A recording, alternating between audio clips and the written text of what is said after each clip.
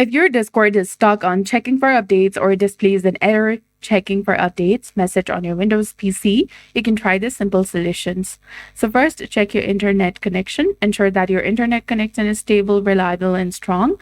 Open a few websites to confirm the connectivity. Restart your router if necessary. And after, right-click on the Discord icon in your system tray and select Close or Quit Discord application.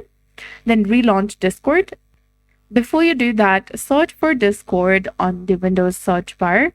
Then click on Run as Administrator and give administrative privileges, and then open the Discord application as an administrator. See if the update proceeds. If that does not work, open the Task Manager by pressing Ctrl plus Shift plus ESC key on your keyboard, or you can also press the right click on your Windows icon and select Task Manager.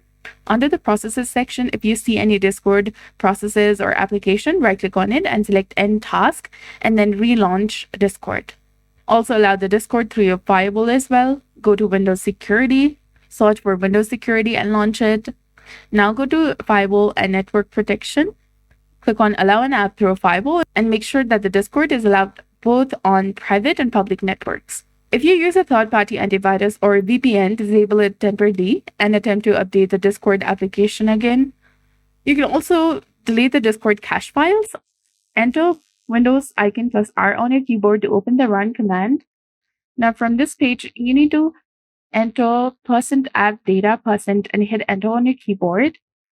Now from this page, scroll down and find the Discord application folder. And if you find it, delete it. Again, press Windows plus R on your keyboard. Now search for %local app data % and hit enter on your keyboard.